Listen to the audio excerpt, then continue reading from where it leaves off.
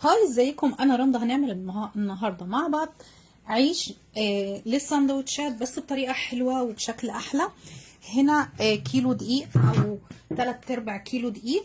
هستخدم معلقه بيكنج باودر، معلقه خميره، معلقه سكر، ورشه الملح. حط كل حاجه جافه مع بعضيها ونقلب بالشكل ده كده. انا هعجن بلبن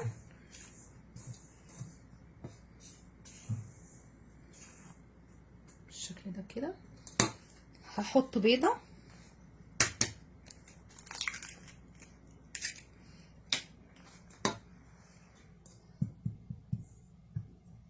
وهنا انا لبن مدفيه اللبن وهعجن. هنزل شويه شويه وابدا اقلب مع بعضه، وبعد كده هحطه على العجان يعجن مع بعضه بالشكل ده كده. هقلبه. هحط حبه الزيت، هحط بس نقطه خل علشان ريحه الزفاره بتاعه البيضه، نقطه بس زي كده. دي نقطه الخل بتخليه يبقى افضل. هقلب كله كده.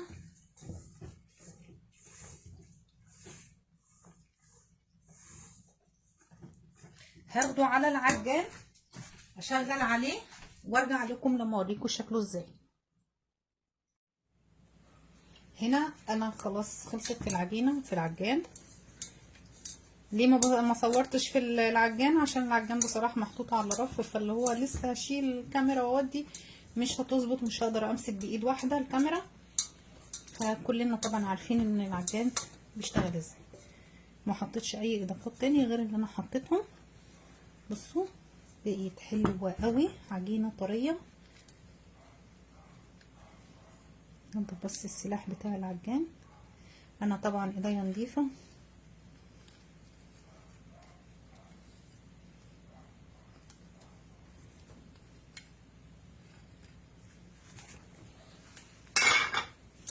هنلم العجينه بس كده.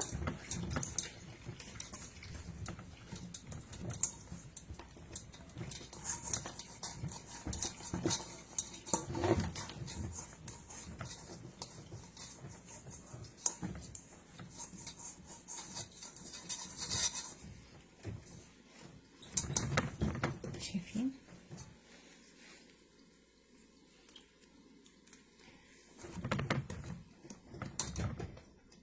كده؟ هنعملها بس بالبلاستيك راب،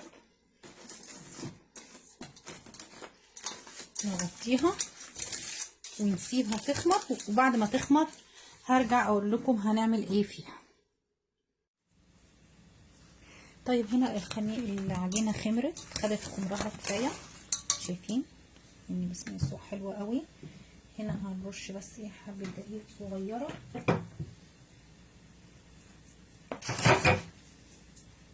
هقطع على قد الساندوتش اللي انا عايزاه حجمه ايه. تمام، هقطع كده.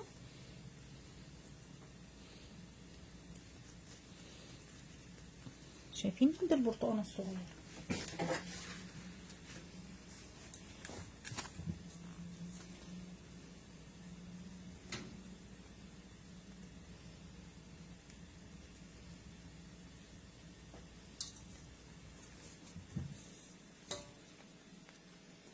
هقطع كل الكميه وارجع لكم، عشان مش عايزه اخلي الفيديوهات عندي تبقى طويله عشان ما تملوش منها.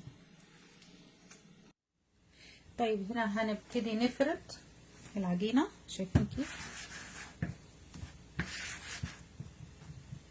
حبه بس دقيق صغيره خالص.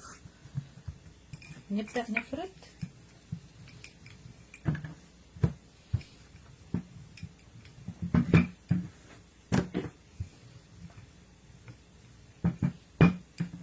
كده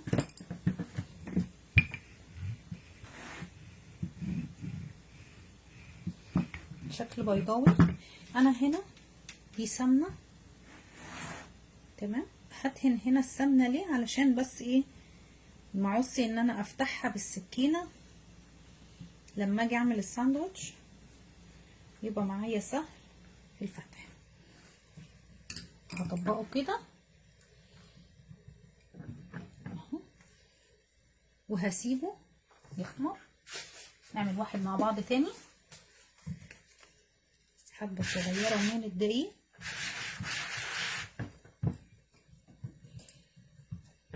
نفرد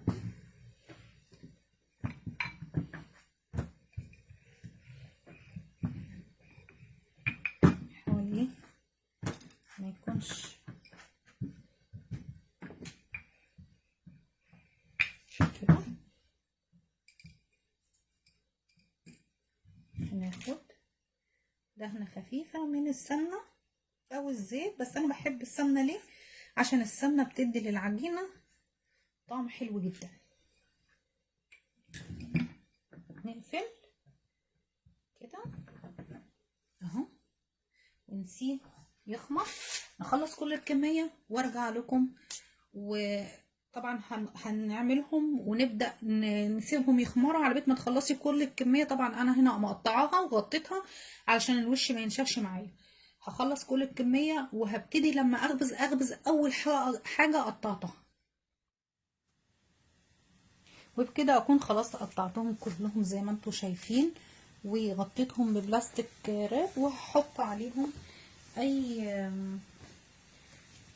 فوطه او اي حاجه عندي نضيفه عشان اسيبهم يخمروا. واول ما يخمروا هبدا اخبز على طول على فرن درجه الحراره 200. طبعا انا بشغل الفرن كلها، انا عندي فوق وتحت، ما عنديش فوق بس مثلا او تحت بس، فكلها بتشتغل. اول ما ابتدي اخبز وابتدي اطلع اوريكم الشكل النهائي ليها. هنا طيب خلاص كده مش بس الورقه، ودي السمنه اللي هي كانت باقيه مني. هدهن وشه، عايزه تدهنيه بيض ادهني، عايزه ما تدهنيش براحتك، تدهني لبن بس براحتك، بس انا حابه ادهن بصراحه. يعني ايه وشه سمنه كده يطلع حلو ويطلع طري.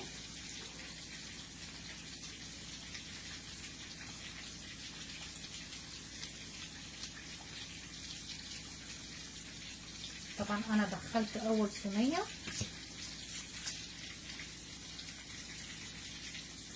على درجه حراره 200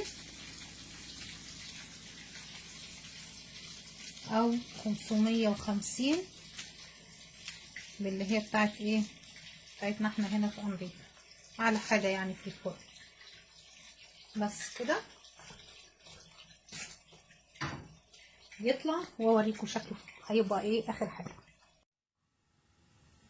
وبكده اكون خلاص خبزتهم. وعايزه اقول لكم حلوين قوي قوي قوي. بصوا شايفين بيتفتح لوحده، والسمنه اللي حطيتها خليته بقى يتفتح لوحده. شايفين تقدري تحشي براحتك، بس ده سخن قوي، ده سخن. شايفين؟ وبكده اكون خلاص خلصت الفيديو. وعملنا عيش للسندوتشات هش جدا حلوه قوي قوي، ريحته عايزه اقول لك من قلب البيت كله. اتمنى ان الفيديو يعجبكم، ما تنسونوش بالاشتراك في القناه وللصفحه على الفيسبوك، واستنوني في وصفه جديده مع رندا باشا.